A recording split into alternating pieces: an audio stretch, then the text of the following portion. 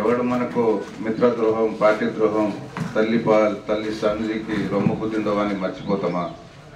తప్పు కదా. ఈ ఓటమిలు, గెలవడం, ఓడిపోవడం ఇది సహజం. ఇది ప్రజా తీర్పును మనం గౌరవిస్తున్నాం. మానుకోట ఓటర్ దేవుళ్ళు మంచి తీర్పిచ్చారు, దానికి మనం గౌరవిద్దాం. గెలుపు ఓటములు సహజం. వాళ్ళకి అదే నచ్చింది కావచ్చు, అభివృద్ధి నచ్చకపోవచ్చు అని నేను అనుకుంటున్నాను. కాబట్టి దయచేసి వాళ్ళ తీర్పును కూడా గౌరవించడం, ఒక మానవత్వంగా మనం కూడా గౌరవించాలి, స్వాగతం పలకాలి. ఇప్పుడు చాలామంది అన్నారు ఇంత మత్తుల నుంచి, మత్తు పోయిన తర్వాత నిజంగా ఏమైంది, ఎందుకు ఓటేశామని చెప్పి. క్రీస్తు శేషులో ఇంద్రమ్మను ఎన్నిసార్లు ఓడగొట్టారు, కానీ ఆమె చేసిన 17 సంవత్సరాలు పరిపాలించింది ప్రైమ్ మినిస్టర్గా. 17 సంవత్సరాలు ఎవరు పరిపాలించలే ఇంతవరకు. ఇలా ఎన్టీ రామారావును ఓడించారు, అదే ప్రజలు మళ్ళీ గెలిపించారు. వైఎస్ కావచ్చు, ఇలా ఎంతోమంది సీఎంలను ఓడిపోవడం, గెలవడం, ప్రజలు అర్థం చేసుకోవడం చాలా చూశాం.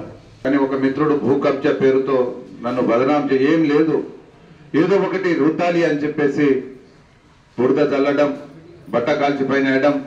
చాలాసార్లు నేను చెప్పాను, ఎవరైనా అయ్యా అబ్బకు పుట్టి ఉంటే నెహ్రూ సెంటర్లో నిరూపించండి, నేను దేనికైనా సిద్ధంగా ఉంటానని చెప్పేసి చాలాసార్లు చెప్పడం జరిగింది.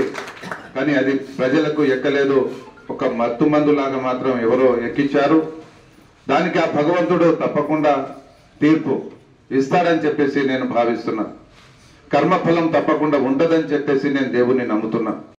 వెళ్ళారు, నన్ను ఎవరైతే మాయ మాటలు చేసి విషము ప్రజలకు ఎక్కించారో తప్పకుండా ఆ భగవంతుడు శిక్ష విధిస్తాడని చెప్పేసి నేను ఆ భగవంతుణ్ణి కోరుకుంటున్నా, ప్రజలను కూడా కోరుకుంటున్నా.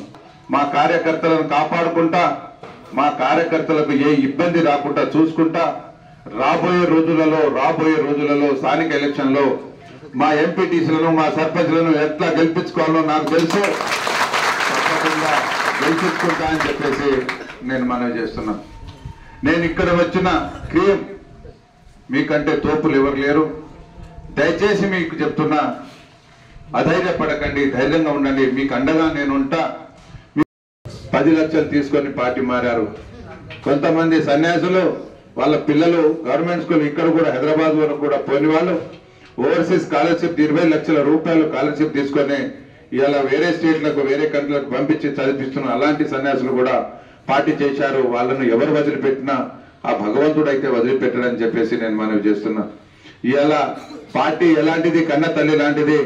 ఇవాళ పార్టీ బాగుంటే మనం అందరం బాగుంటాం. మనం కొంత ఇంత ఇప్పుడు చేయవద్దు, దయచేసి చిన్న పామునన్నా పెద్ద కర్రతోటి కొట్టాలి అని చెప్పి మన పెద్దవాళ్ళు చెప్పేవాళ్ళు. నేను కూడా మీకు పదే చెప్పాను, మీరు దయచేసి ఆలోచించండి. పవర్లో ఉన్నామని చెప్పి విర్రవీగకండి. పవర్ అనేది ఒక్కసారి పోతే తర్వాత ఎంత బాధ ఉంటుందో మీకు తెలుసు. కాబట్టి దయచేసి కష్టపడి సాధించుకున్న ఈ తెలంగాణ రాష్ట్రాన్ని మంది పాలు చేయకూడదు, ఢిల్లీ పాలు చేయకూడదు. మనమే దీన్ని కాపాడుకోవాల్సిన బాధ్యత మన పైన ఉంది అని చెప్పాను. కానీ మీరు కొంచెం నిర్లక్ష్యం చేయడం జరిగింది. దానివల్ల ఇవాళ మనం అందరం బాధపడుతున్నాం. కొంత వందల వేల మంది రోజు ఏడుస్తుంటే బాధ అనిపిస్తుంది. చేతులు కారణంగా ఆకులు పట్టుకుంటే ఏమీ లాభం ఉండదు. ఇప్పటికన్నా రాబోయే రోజులలో మనం తప్పకుండా కష్టపడి మనం స్థానిక ఎలక్షన్లో ముందంజలో ఉండి మనం అందరం కష్టపడి సర్పంచ్లు కావచ్చు, ఎంపీటీసీలు కావచ్చు, ఎంపీపీలు కావచ్చు, జడ్పీటీసీలు కావచ్చు, త్వరలోనే మనకు మార్చి ఏప్రిల్లోనే వస్తాయంటున్నారు ఎంపీ ఎలక్షన్స్ కావచ్చు. మనం ముందుకు సాగి ధైర్యంగా ముందుకు పోయి మనది మనం కాపాడుకోవాలి, మనం గెలవాలి. అన్ని స్థానాల్లో మనం గెలవలసిందిగా మనం ఇప్పటికైనా నిరుద్యోగాలు, ఏదో ఉద్యోగాలు వస్తాయని చెప్పేసి పాపం నిరుద్యోగస్తులు కూడా, పిల్లలు కూడా మోసపోయారు. ఇప్పుడు ఎన్ని ఉద్యోగాలు వస్తాయో చూద్దాం. చేస్తే చాలా సంతోషం. ఏ ప్రభుత్వం అభివృద్ధి చేసినా సంతోషం, స్వాగతిద్దాం. కానీ మాయ మాటలు చెప్పి కుర్చీ మీద కూర్చోవడం చాలా బాధాకరం. అది ముందు ప్రజలు గమనిస్తారు, ముందు ప్రజలు చూస్తారు. కాబట్టి మనమందరం కలిసి కట్టుగా ఉండి ఎవరికి తేనెటీగలాగా ఉండాలి. తేనెటీగను ఎవరైనా ముట్టుకుంటారా? తేనెటీగ ముట్టుకుంటే ఎలాగైతే తేనెటీగలు స్పందిస్తాయో అదే పద్ధతిలో మన ఈ గులాబీ కుటుంబాన్ని ఎవరికైనా ఏదైనా బాధ వచ్చినా, ఎవరికి ఏమన్నా అన్నా మనం అలాగే స్పందించాలి. మీకు తోడుగా నేను ఉంటా, మీకు అండగా మీకుండా, మిమ్మల్ని అన్ని విధాలుగా నేను కాపాడుకుంటా. దయచేసి పదే చెప్తున్నా, ఎవరు అధైర్యపడకండి, ధైర్యంగా ముందుకు సాగండి.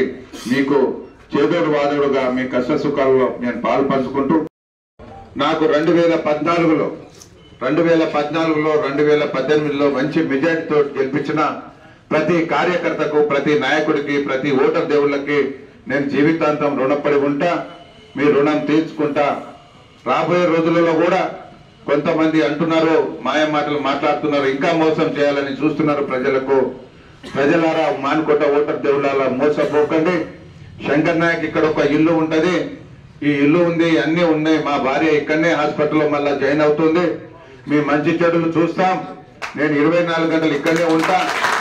నా చివరి రక్త పొట్టు వరకు నేను ప్రజాసేవ చేస్తా. మీ కుటుంబంలో ఒక అన్నగా, ఒక తమ్ముడిగా నేను పాలు పంచుకుంటా. మీకు ఎప్పుడు ఏ కష్టం వచ్చినా శంకర్ నాయక్ ఉన్నారు అని చెప్పేసి ఎవరు మర్చిపోకూడదు అని చెప్పేసి నేను మనవి చేస్తున్నా. మానుకోటలోనే ఉంటా. గతంలో ఎలా ఉన్నానో అంతకంటే రెట్టింపుగానే ఉంటా. గానీ నేను ఎక్కడికి పోయి ఎటోని కాదు, ఎక్కడో దుబాయ్ నుంచి వచ్చినోని కాదు. నాది నెల్లికుదురు మండలమే, పక్కన వ్యవసాయం చూసుకుంటా. అలాగే నా ప్రజలను, నా గ్రామాలే, నా మండలాలే, నా మానుకోట నియోజకవర్గమే నాకు దేవాలయం, ప్రజలే నాకు దేవుళ్ళు. కాబట్టి కాపాడుకునే సత్తా భగవంతుడు ఇచ్చాడు. మిమ్మల్ని అందరినీ కాపాడుకుంటా ప్రజల కోసం రాబోయే రోజుల్లో పోరాడతాం. మన ప్రజలకు ఏది చెందాలో అది దానికోసం తప్పకుండా మేము పోరాడి సాధించుకుంటామని చెప్పేసి నేను మనవి చేస్తున్నా. మరిన్ని వీడియోస్ కోసం ఛానల్ ని సబ్స్క్రైబ్ చేయండి. లేటెస్ట్ అప్డేట్స్ కోసం వాట్సాప్ ఛానల్ ని ఫాలో చేయండి. అండ్ లింక్ డిస్క్రిప్షన్ లో ఉంది.